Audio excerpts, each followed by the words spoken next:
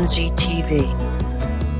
Welcome everyone to a new week of MZTV. As you can see, if you're watching this video instead of listening to this in your car, I have a guest in the studio.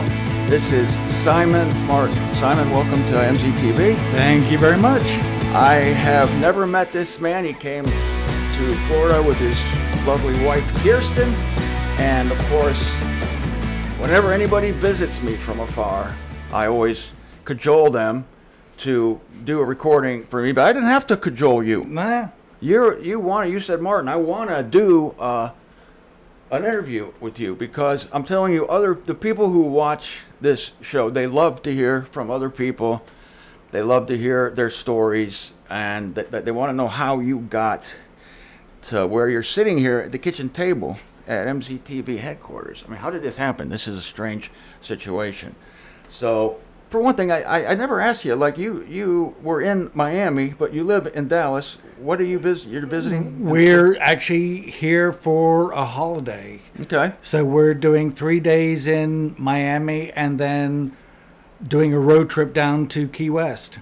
Oh, make sure you visit Ernest Hemingway's house. Yeah, that's exactly. Hemingway's house is definitely on the agenda. We were just talking about Ernest Hemingway before we started the show because this gentleman here is a writer, as well as, everybody knows I'm a writer, but Ernest Hemingway was an inspiration for both of us. And so, yeah, his house, they still have six-toed cats. Yeah. Wandering the property. Hemingway had six-toed cat for some reason. I don't know. They're still walking around the place. We actually had a six-toed cat. Really? Yeah. I didn't even think about that. Yes, I've got something in common with You do. Ernest. We have something in common with Ernest Hemingway. At least we have, as writers, at least we have something in common with Ernest Hemingway. All right. So, Simon, most people I talk to, they have a background of institutional religion. I mean, most of us were raised in the churches our mothers and fathers took us to. And was that the case with you? Yeah, my dad was a minister in the Worldwide Church of God. Oh. And we started off in England, and he was in the church preaching. All right, you were born in England. Yeah. What city in England were you born in? Surbiton. Surbiton. Yep, which is southwest of London. Why did I think the Worldwide Church of God was an American operation? I guess worldwide, that should have given me the clue. They had a huge campus in Bricket Wood, which is in England, and they had a school called Imperial School, which is where I went to school for up till when I was 10 and moved to the States. Okay, and your dad was a preacher. He was a preacher, yeah. And I would sit there and write short stories while he preached. You were goofing around. That's fantastic. I love to hear that. I did the same thing when I was a kid in that pew at Mass. My mind would be elsewhere, which is the best thing you can do when you're sitting in a pew at Mass, is escape the situation. Now, for those of my viewers, many people realize the Worldwide Church of God is basically a wannabe Israelite group. Right? I did all the feasts. And when you're a kid, I remember in particular this one Day of Atonement when you have to fast. And when you're a kid, like 7 or 8 years old, fasting for a day sucks. That sucks. Nobody wants to stop eating for any reason. At least I don't. And I remember my dad giving a sermon that day, and that we went to, I think we stopped off at some motorway restaurant on the way home, and literally waited for the second hand to hit before we could eat. That's religious bondage. Following all these rules and towing the line you can't. I remember trying to buy alcohol in Pennsylvania one time for a friend. And you couldn't buy alcohol on Sunday until noon. Same in Texas. Okay, like you can buy, why? So I actually had this bottle of something or other, I think it was wine, and I'm at the cash register at 11:55 a.m. They could not sell me the alcohol until that clock struck 12. Now that is crazy. That's leftover from religious I know that. bondage, I mean, the puritanical In Texas, it's the Baptists just have control. Sorry to hear that. Yes, so am I. So your dad was a preacher, so you were obligated to go. Yeah, we did every single feast. I mean, we did Passover like we were old Jews. Yeah. I mean, telling stories around the tables like, these really aren't our people. Yeah. And so when did you realize that, well, did your dad ever get out of the Worldwide Church of God? Because many consider it a cult today, and I guess it is, right? I don't want to... They moved us over to the States in 75. In fact, Miami, which is just down the road, is the first place we touched down. And quick aside, I was so excited to be in America because they had this thing called American TV. Yeah, the best. And so we get to our hotel. It's a Holiday Inn. I run to my room, turn on the TV, Hogan's Heroes, my introduction to America. Yes, one of my favorite situation comedies, Hogan's Heroes. So, yeah, that was my introduction to America. Very cool. Anyway, so we were supposed to only be in Pasadena because that was where we were going. That's the Worldwide Church of God headquarters. That's the world headquarters, right? Yeah, because we were supposed to be there for like 6 months. And 2 weeks in, my dad's told you're here permanently, which, all my friends are back in England. Yeah, that was a hard thing. You're 10 years old. That kind of sucked. Yeah, you felt like you were kind of kidnapped. Yeah. So we were in California for 2 years. Then we moved to Connecticut because my dad became the publisher of Worldwide Church of God's magazine, Quest 77. I don't know. It wasn't a religious magazine. That's not their main publication. What's their main Plain publication? Truth. My Herbert dad, Armstrong. Yeah, Plain Truth. Plain Truth. Yeah, but this was. That's a figure of speech. Truth. Plain Truth. So Quest 77 was like the pursuit of excellence. It was kind of like, I guess, trying to be legitimate. And it was. I mean, he worked on 6th Avenue. They had, the magazine came out and it did pretty well. So, but I think that was when there was like trouble with the church. And I think the church split off into factions. Well, my dad eventually was kicked out of the church. Yes, that's a good thing. Yes, it was very good. But a big turning point in the story. But... Uh-oh. I think we still were. We didn't even have green cards yet. Anyway, long story short, we ended up in Tyler, Texas, with Garner Ted Armstrong, who is Herbert's son. But I have to know, why was your dad kicked out of the church? That's the story I want. I should call him. You should call him right now. It was You're on MZTV Live. Why were you kicked out of the church, sir? I think because he started to realize that the church was full of shit. Oh, well, that's a great... Seriously. And because answer. Ernest Martin had already left the church at this point. And I think his leaving kind of like spurred... Because my dad was fairly high up in the church at that point. So we moved from California to Connecticut... Then Connecticut to Tyler, Texas. We're there for like 9 or 10 months. And then I think that was it for organized religion. My dad was finally done with it. Oh, I thought you were going to say something terrifying, like we went from Worldwide Church of God to Baptist. No. Okay, you went from Worldwide Church of God to nothing. To absolutely nothing. But then, did you feel like you were like cut loose from God? Like, whoa, if we're not an organized religion, how are we going to learn anything about God? What was your thinking at the time? I really wasn't thinking at the time. I was still in high school, Yeah, people don't generally think in high school. That's true. So we moved back to Connecticut after that, the time in Tyler. And I kind of just... I knew God existed, but he was just in the back somewhere. Yeah. And it was that way for quite a few years through, we were in Connecticut for one last year and then moved to, basically to Dallas, Texas. Well, let me ask you this. When you were in organized religion, did that turn you away from God? Did it give you bad opinion of God? Or was it just neutral? I think it was probably more neutral than anything. I mean, I was just, the Worldwide Church of God was just so weird. I mean, trying to make you, everyone was acting like they were Jews. Yes. And it was embarrassing. Observing as a the kid, feast. Yeah. As a kid. And I remember, because we would fly more when we were in the U.S., and back in the 70s, I guess they would serve like salami and stuff on planes for snacks. And I couldn't eat salami because it's pork. Yeah, the Jews can't eat pork, yeah. And I'm embarrassed. Yeah, isn't I that don't want the crazy? stewardess to be like, why aren't you eating your salami? So I would actually take the salami, open the ashtrays, and I would stuff all the salami into the ashtray and then close it so that they would think I ate it. I didn't want to be a Jew. Oh my gosh. Yeah, who would want to be a Jew, actually? And it's so weird in the Worldwide Church of God, during the feast, of course, if you were an actual Israelite back in the day, you went to Jerusalem to observe the feast.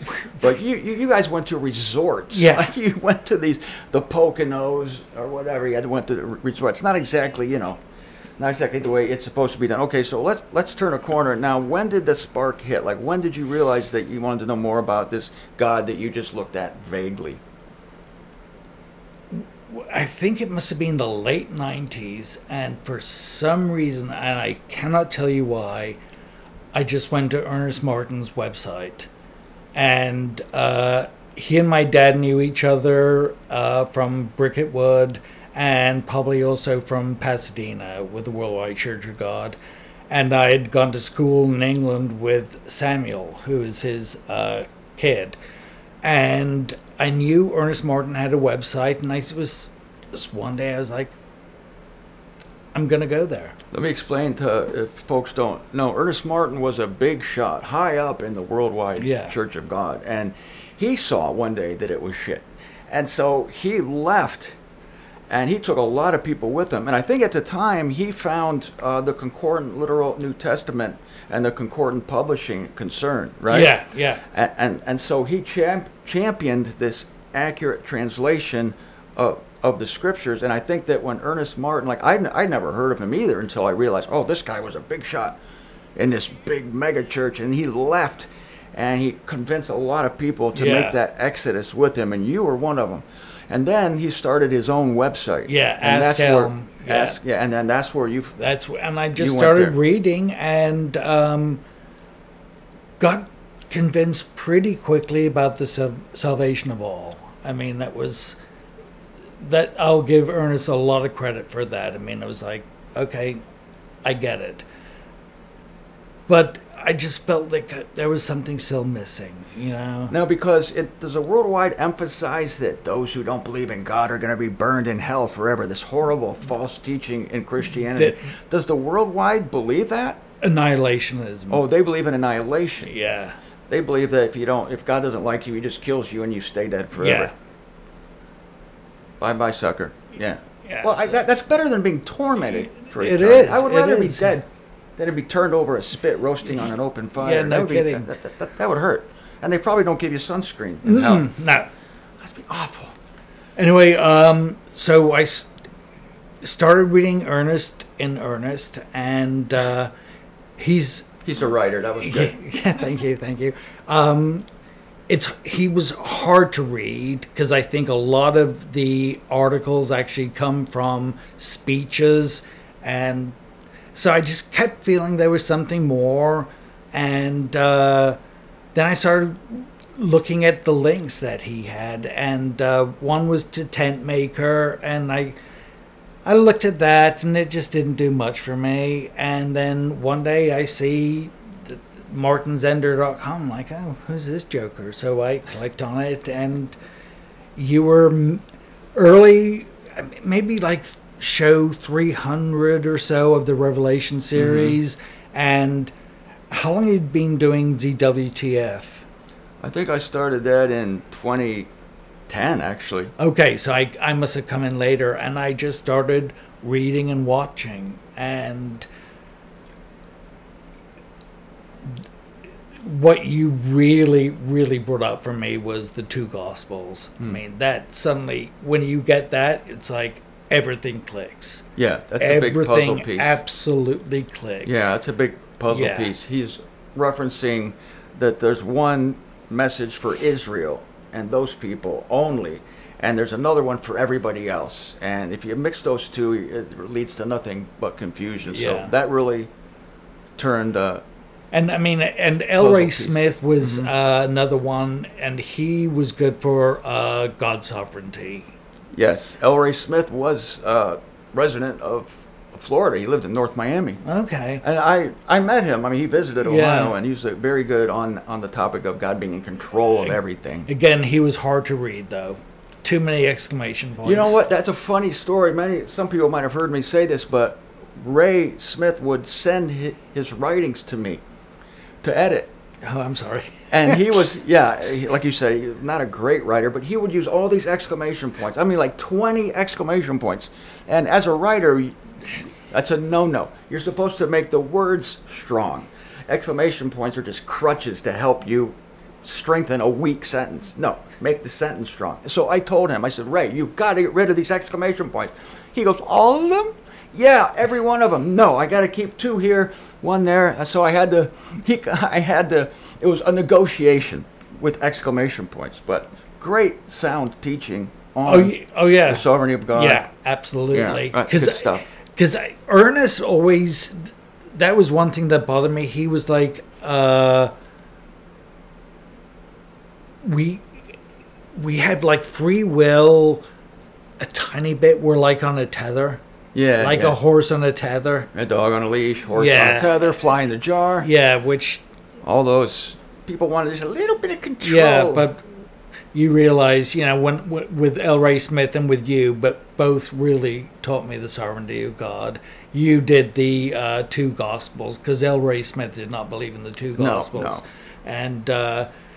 And I think Ernest believed in like progressive revelation. I don't even know what that is. What is that? I could never make heads or tails of it, seriously. So anybody know what progressive revelation is? No. So I mean, that's why the two Gospels made absolutely so much sense to me, and everything just clicked. And First Seated in Heaven is absolutely brilliant. Oh, thank you. I mean, that's, if you just want to read one book on this, that's the book to read, seriously. And I'm not just saying that. I mean, it's really well written, really. I mean, I've read it 3 times already. It's just fantastic. Oh, thank you. I appreciate that. It is helpful. I tried to write a book that I couldn't find. I couldn't find a book that put everything in one place. Yeah. Concerning Paul, concerning the celestial destiny, concerning justification, all of these differences between Israel gospel and the gospel to the nations. And so I couldn't find a book, so I had to write it. Isn't that what they say? Yeah. Writers write the books they can't find anywhere else. And so I appreciate you saying that. And of course, I always tell people the same thing you did. If you're going to get one book, get First Seated in Heaven. It explains everything to you. I'll put a link down here. I'm not a salesman. I'm a terrible salesman. But I want everybody to get the truth. Writers on salesmen. We're not salesmen. We're artists, man. We can't sully ourselves with promoting or marketing. I don't even know what it is. From your video on Friday about your trip across the states. Yes, and how the bicycle trip, yeah. So I want to tell a story. It was April 2019. My wife had been in Atlanta at her headquarters and came back with, she had picked up a really bad virus and was really, really sick. And of course, I ended up getting it. And I didn't realize that it had knocked my heart into atrial fibrillation. Jeez. Which threw a blood clot. And early April 2019, I had a stroke. Oh my gosh. Which is one of the reasons why I've got this bum leg. Anyway,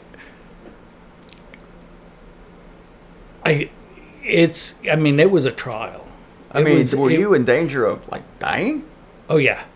Really? That was in 2019. Yeah, so I couldn't sleep because my heart was racing so much. It was like 190 beats a minute, not constantly, but it would go from like 70 to 190. and I wasn't sleeping. So Kirsten finally got over the virus and went to work, and I decided to come downstairs because I couldn't sleep in bed, and I was on the couch, and I'm like, maybe I'll just get, a few minutes of sleep on the couch. Mm-hmm. And I woke up, and I'd had sleep, and I tried to get off the couch, and I couldn't. I was like, and I was, pretty... That's a sobering situation. Yeah, I was pretty, befuddled in the head, and I didn't know what the hell was going on, and I eventually managed to push myself off the couch, fell on the floor, and couldn't get off the floor. And I guess I knew something bad had happened, but I had no idea what. But this, and I understand God caused the stroke, but then he also gave me a way out of it. And I had my phone with me, which was an absolute miracle. And I tried to call my wife, and she was in meetings, so she didn't pick up. And at some point, I accidentally dialed my parents, and they couldn't even understand what I was saying. Wow. They called my brother, who called a paramedic, and they knocked down our back door and found me on the ground. They probably saved your life. They took me to hospital and gave me a drug that will either kill you or dissolve the blood clot. It's like a 50-50 chance. Roll the dice. What else do you have to do at that time? But and then I was paralyzed down the entire right side of my body. How long did that situation last? I was in hospital for a month, in a wheelchair for 6 weeks, and then altogether like 5 months of therapy. Jeez, that's a hell of a virus. Yeah, no kidding. Let me ask you this now. You believed the truth about the salvation of all, about the sovereignty of God at that time, right? Yeah. So when you thought you were going to die, what was going through your mind? Were you... The weirdest thing was when the paramedics... Because at first I was just like, I want to get off the floor. I just want to get off the floor. Yeah, first things first. So I had no idea what a stroke was, so I had no idea what had happened to me. And so when the paramedics got there, they picked me up and put me onto the stretcher, and I just surrendered. I just absolutely surrendered. Like you were okay with dying? Yeah. You were at peace with it? Yeah. I was just like, whatever happens, whatever. I'm good. That's because, you trusted that yeah. God would and handle. And it was 5 months of hell. Yeah. Having to learn to walk, There may have been times when you wish you had died that day, maybe. Therapy I don't want to put thoughts in your head. Therapy was not easy. Yeah. But, I realized, especially after, with clarity, it's like, God put me here, but God also got me out of it. Yeah. Which was a really, really amazing thing to understand. That's a good point. What we'll end with this point is that God does put you in difficult situations, and you wonder why. And then he gets you out of them. And you think, okay, well, you put me in this situation and it got me out of it. That's nice, thank you. But why did you put me there in the first place? Because I'm out of it, so I'm not in it now, but I was not in it before I got in it. So why don't you just leave me where I was? But people fail to realize that in that journey from being in a difficult position to coming out of it, you learn so much. You get an education about yourself, about God, about the world that you wouldn't have gotten otherwise. And when I was in therapy, it was, you were surrounded by people of every, wealth, poor, every race, every strata of life, and they've all gone through the exact same thing. And it's a pretty, you really bond with these people, and the trenches of humanity. And it was just an amazing experience. Isn't it a shame God's going to send most of those people to hell for eternity? Oh, what a pity. I know, that's the thing that, you just realize, salvation of all is the only thing that makes sense. Yeah, and there's you're bonding with these people that you never met before because you're going through this common experience, this trial, and you develop a love for these people. Yeah. And are people telling me, am I supposed to believe that you love them but God hates them? Yeah. No, it's absolutely insane. And God's upset with them, and I don't care for you very much. you said a bad word yesterday. I'm going to send you to hell for eternity, you know. But it's just God's love has to be better than ours. And there's you, a weak human being, nothing personal, but in a weak situation. And you love these people. Yeah, yeah. And the love of God has to be superior to that, to our love, for sure. Well, look, thank you for coming here. Thank you, I want Martin. you to come back sometime with your lovely wife, Kirsten, who's sitting over here. We haven't acknowledged her, but she's shy. She's on the sofa. And I have a lovely assistant helping us here also, so thank you very much. And can I give a quick shout out? Can you give a quick shout out? You can shout out to anybody you want. Go for it. To my folks and to Earl Atlas. Earl constantly thanks me for turning him on to you. He's like, it's the greatest thing. He was in the Worldwide Church of God, Greetings, too. Earl. And then to a couple people that I know, Rob Weil, fellow Baldy, Scott Hicko, Vanessa in South Africa, and, of course, Adam in South Africa, who's become a really good friend. I also greet all those fine people. It's good to be able to communicate with you all over this amazing technology. Again, thank you for being here. Thank you all for watching. You can get my books at martinzender.com. And I've got a website too. You have a website? Yeah. All right. What is it? saviorofallmankind.wordpress.com. Saviorofallmankind.wordpress.com. And go there. Savior with a U. Savior with a U? Oh, because he's British. They put U's everywhere. Why do you do that? No, that's another topic for another time. We'll see you back here tomorrow. Thanks, everybody. Peace.